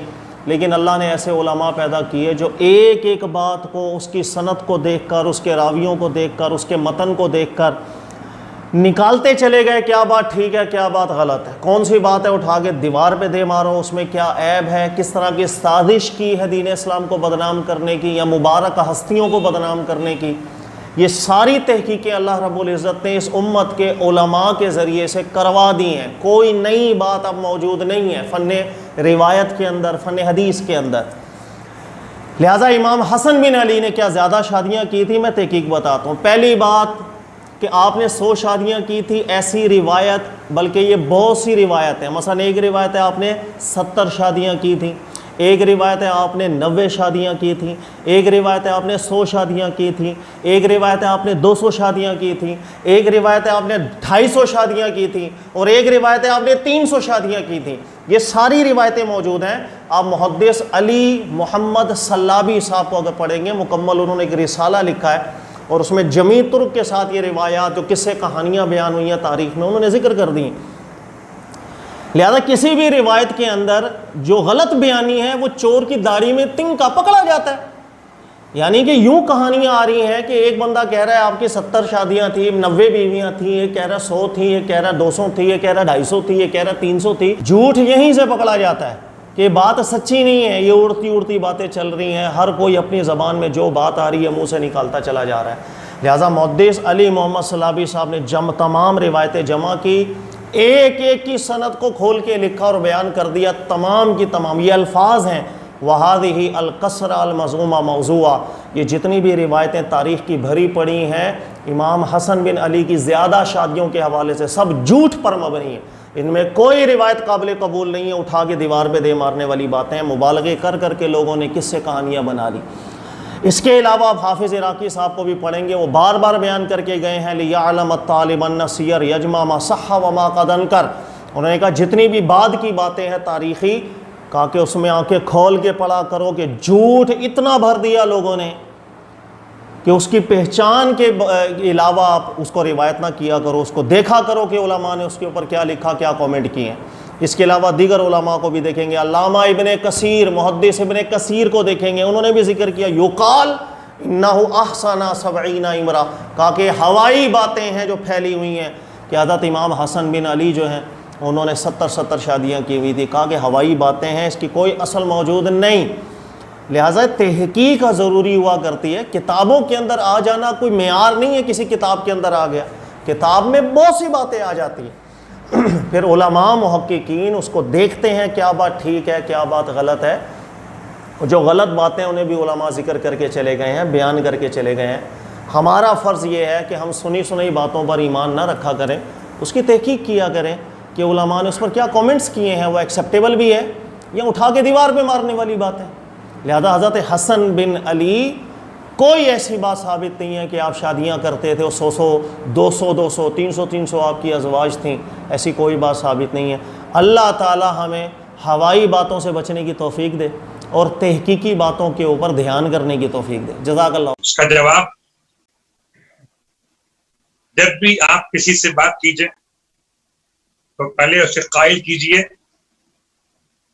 कि आया तत्हीर इन्नमा युरीदुल्लाहु लियुज़हिबा अन्कुमुर रिज्सा अहलल बैत وَيُطَهِّرَكُمْ تَطْهِيرًا اللهم صل على محمد۔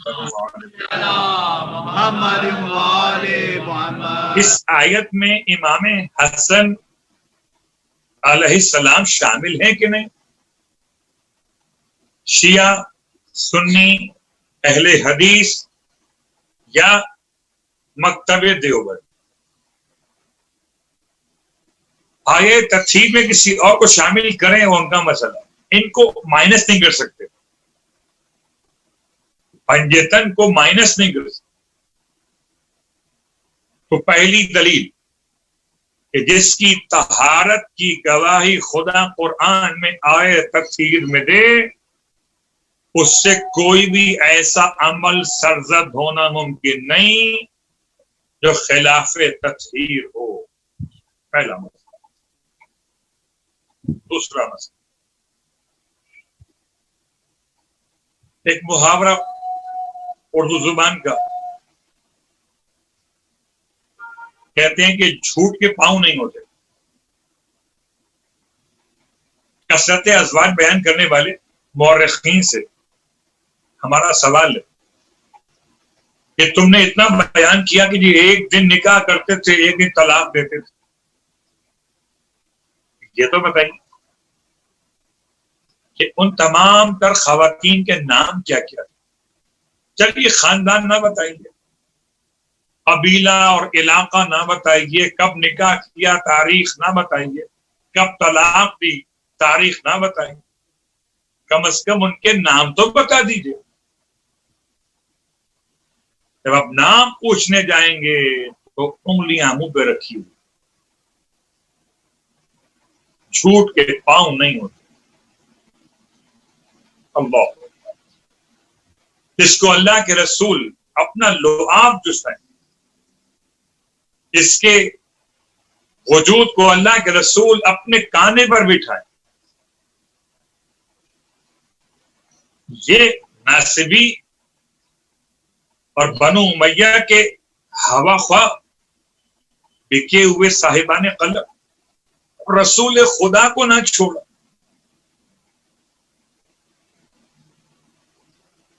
ازواج کے معاملے اور آپ جانتے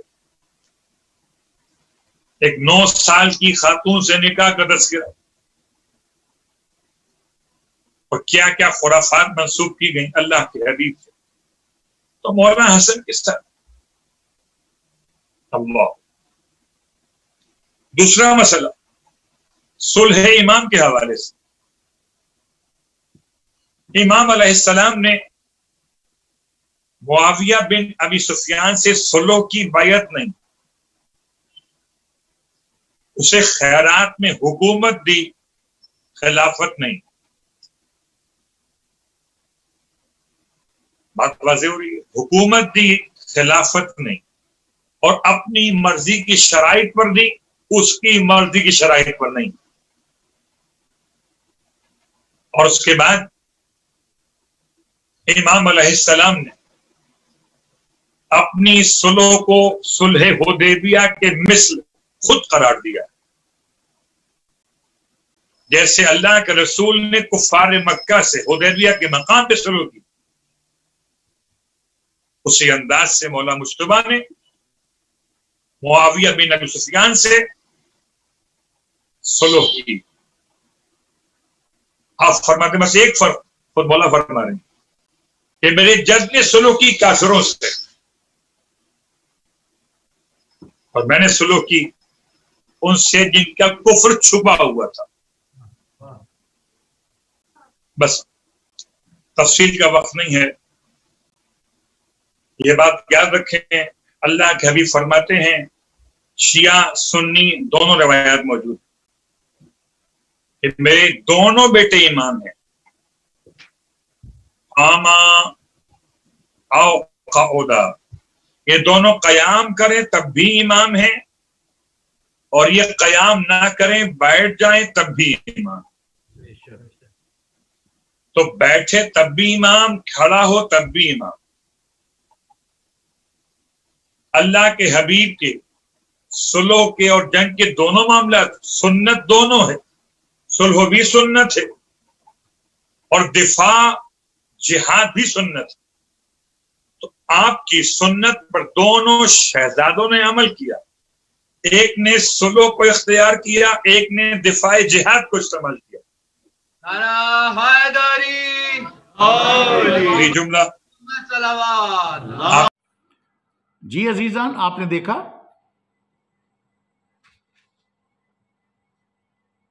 مکتب تشیع اور مکتب تسنن کے دو علماء کرام کا بیان.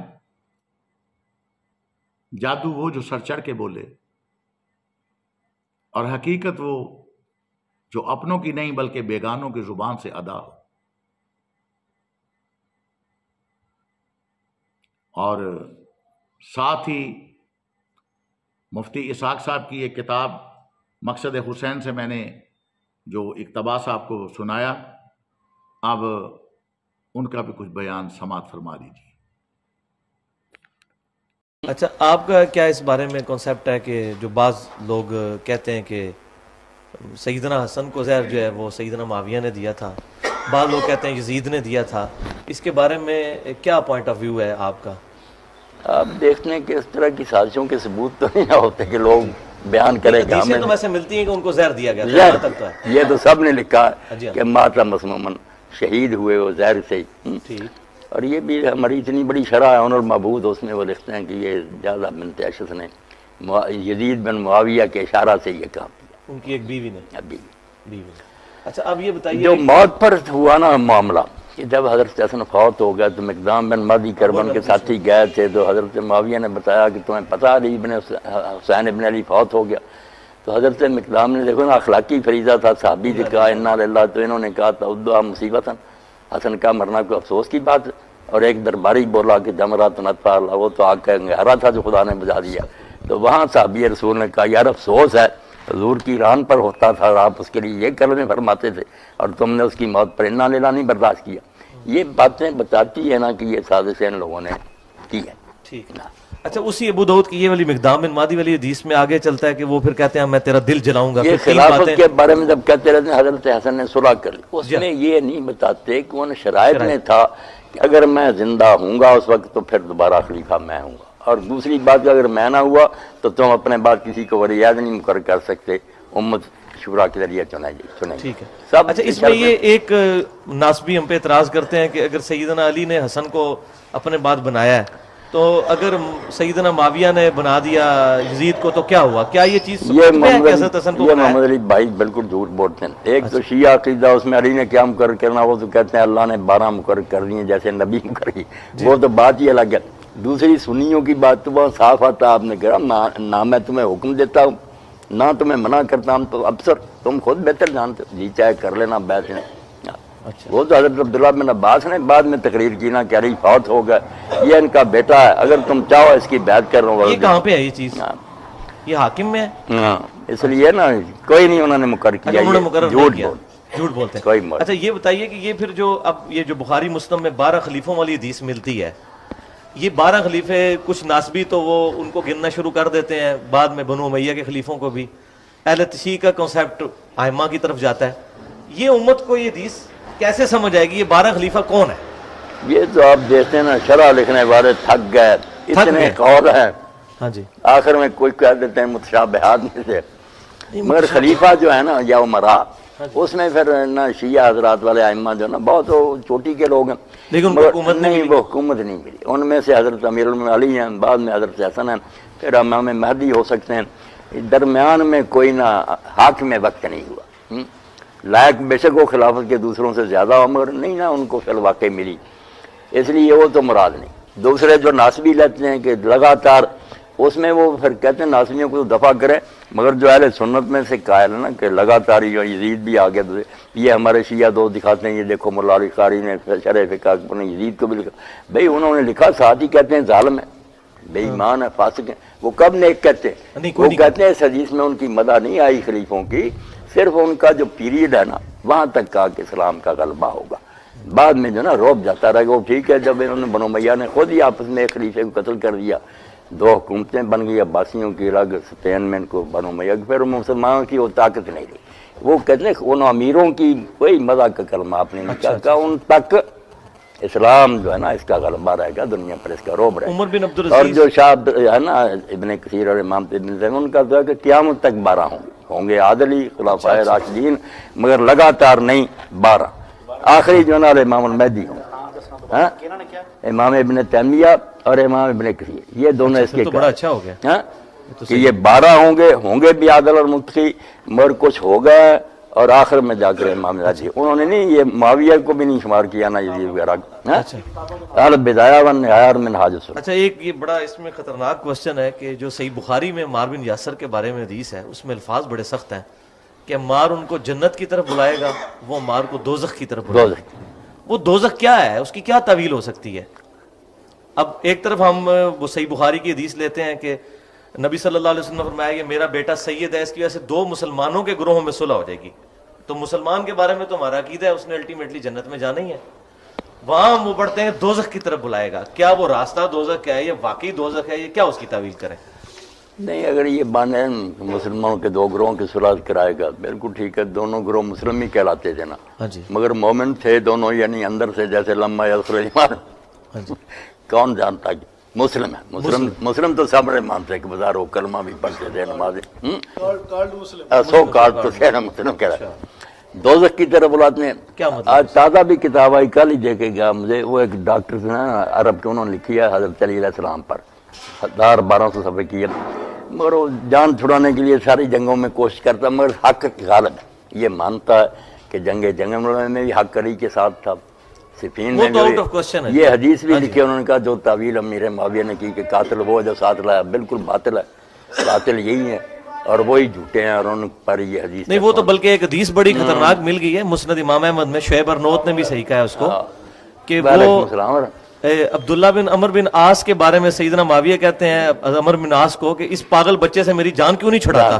یہ میرے سر پہ ہی چڑھا رہتا ہے کہ مار قتل ہو گیا، تو ہمارے ساتھ کیا لے رہا ہے، پھر جا علی کے ساتھ جا کے شامل ہو۔ تو ان کا میں اس لیے شامل ہوں کہ مجھے نبی صلی اللہ علیہ وسلم نے فرمایا تھا اپنے باپ کے ساتھ، تو وہ تو کلیئر ہو گیا کہ سیدنا معاویہ سے یہ معاملہ ہوا ہے، نہیں انہوں نے قتل کیا۔ اچھا وہ ابو الغادیہ کا نام آتا ہے، اور مسند امام احمد میں مسند ابی غادیہ موجود ہے۔ اب ہمارے اہل سنت یہ کہتے ہیں وہ صحابی ہے، اس سے حدیثیں لی ہوئی ہیں احمد بن حنبل نے، اور آپ کہہ رہے ہیں کہ عمار کا قاتل جو ہے وہ دوزخی ہے، قاتل ہوا طالب فنار۔ اچھا، اور یہ ابن حزم وہ بھی لکھتا نا کہ ابو الغادیہ اصحاب بیت رضوان میں بھی تھا، ہاں، مگر یہ کام اسی نے کیا قتل کا نہیں، لیکن وہ دوزخی والی جو ہے کہ دوزخی والی کی جو اگر ہم کچھ بچانا چاہیں تو کوئی بات نہیں، بہت سے کام نا جن کے لیے آپ نے فرمایا کو کرمار کی طرف پراتا ہے، جوا کھیلے وغیرہ دوزخ کی طرف دعوت دیتا، تو کام دوزخیوں والے ہیں، باقی اس کے دوسرے اعمال کی وجہ سے یہ اللہ اپنی رحمت سے اگر معاف کر دے گنجائش کی، اس کی کئی کاموں پر آتا نا کہ یہ کام کفر کیا ہے یا جاہلیت کیا ہے۔ یہ بخاری مسلم میں تو ملتا ہے کہ 70,000 جو لوگ ہیں میری امت سے بغیر حساب و کتاب کے جنت میں جائیں گے، کیا یہ بھی کہیں کسی حدیث میں ملتا ہے کہ تمام صحابہ جو ہیں وہ ڈائریکٹ جنت میں جائیں گے، کسی کو دوزخ کا پھیرا نہیں لگے گا؟ نہیں، یہ جو ابن حزم وغیرہ نے عقیدہ بنا لیا نا کہ سارے جو ہے نا جنتی ہیں، یہ اس کی کوئی دلیل نہیں، کیونکہ قرآن میں ان کی مزہ بھی بڑی ہے، جو کبھی کبھی کوتاہیاں ہوئی وہ بھی قرآن بڑا پڑا، اب آنکھیں بند تو نہیں کرنی چاہیے، بشری تھے،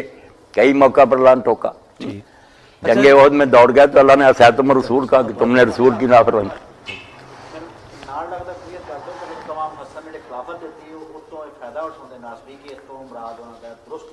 نہیں، یہ ملا علی قاری رحمۃ اللہ نے لکھا جو حضرت حسن کی صلح سے یہ نتیجہ نکالتے ہیں کہ اس کے بعد معاویہ جو تھے وہ خلیفہ ہو گئے، بالکل غلط ہے، وہ ملک ہی ہیں اور ملک بھی عزوز ہیں، وہ تو نبی نے خود فرمایا ہے کاٹ کھانے والی ملوکیت۔ اچھا یہ بتائیے واقعہ ہررا جو ہے صلح حسن میں جو یہ سمجھتے نا لوگوں کو اس طرح تاثر دیتے ہیں، جیسے حضرت حسن پلیٹ میں رکھ کر خود لے گئے تھے کہ تم خلافت کیا لو، بھائی پہاڑوں جیسے لشکر لے آیا، ابھی ان کی بیعت ہی ہوئے تھے، فوجیں لے کر آ گیا شام سے، لشکر آمنے سامنے کھڑے ہو گئے، ادھر انہوں نے دیکھا کہ باپ میرے کو اس نے بس کیا مکر و فریب سے، اب میں جنگ لڑوں گا جیت جاؤں پھر کیا، لوگ کہیں اس میں بخاری میں الفاظ ہیں کہ سیدنا حسن نے کہا کہ ہمارے گورنروں کو پیسوں کی عادت پڑ چکی ہے، تو آپ نے رقم لے کے صلح کی ہے۔ اس کو بعض ناسبی اس طرف لے جاتے ہیں کہ سیدنا حسن معاذ اللہ کوئی دنیا کے طالب تھے، وہ انہوں نے ٹانٹ کے طور پہ بات کی تھی کہ ان کو تم نے خرید لیا ہوا ہے پیسے دے کے، اس معنوں میں وہ ٹھیک۔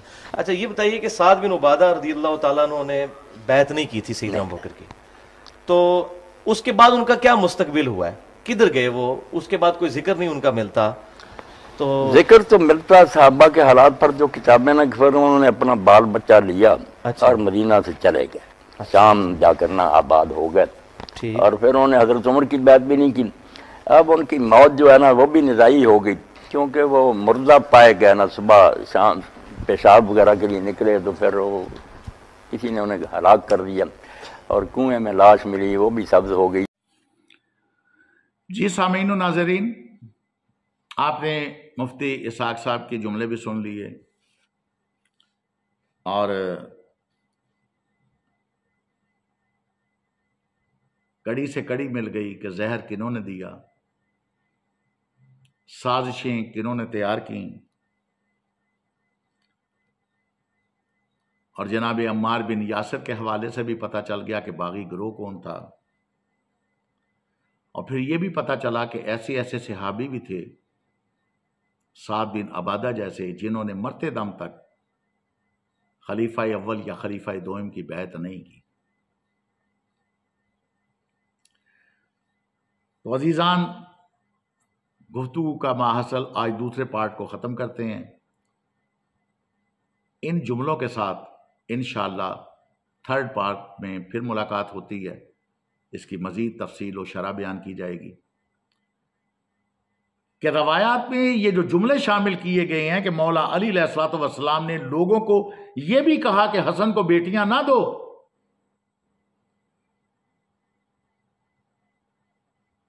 یہ روایات بھی، مگر لوگوں نے جواب دیا کہ ہم تو ایسا ہی کریں گے، کیونکہ یہ ہمارے لیے باعث فخر ہے کہ محمد مصطفیٰ صلی اللہ علیہ وآلہ وسلم سے رشتہ داری ہو، کیونکہ یہ ہمارے لیے بہت مقام و مرتبے اور عزت و عظمت کی بات ہے۔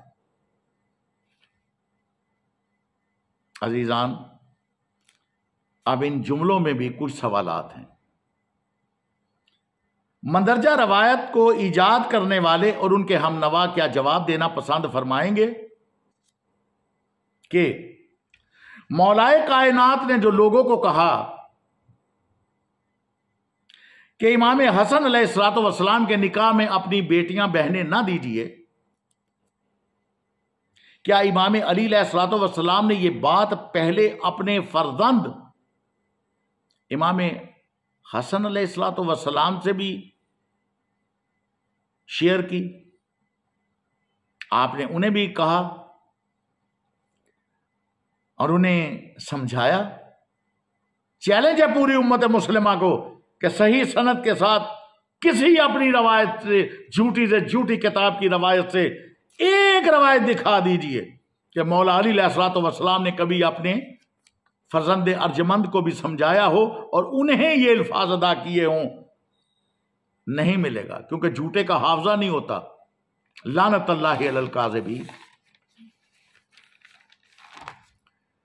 عزیزان، مولا کائنات علی بن ابی طالب علیہ الصلوۃ والسلام، امام علی علیہ الصلوۃ والسلام ایسا کر ہی نہیں سکتے تھے کہ آپ وہ بات جو ڈائریکٹ اپنے بیٹے سے متعلقہ ہو وہ بات لوگوں کے مجمع میں لوگوں کے ساتھ کریں اور اپنے فرزند سے نہ کریں، کیونکہ یہ امر بالمعروف اور نہی عن المنکر کے ساتھ ساتھ اخلاقیات کے تقاضوں کے بھی برخلاف ہے۔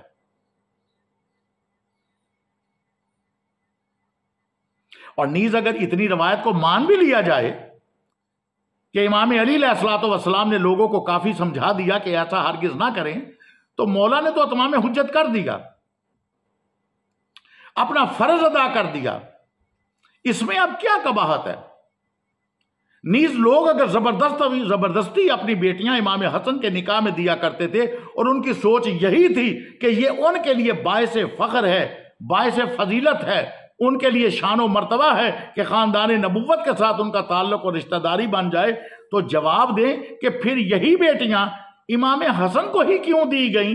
امام حسین بھی تو نبی کے ہی فرزند تھے نا، انہیں کیوں نہیں دی گئیں؟ اور خود امام علی کو کیوں نہیں دی گئیں؟ سچ ہے جھوٹے کا حافظہ نہیں ہوتا۔ پارٹ 3 میں ملاقات ہوتی ہے، اپنا خیال رکھیے، جزاک اللہ، اللہ حافظ، فی امان اللہ، یا علی مدد۔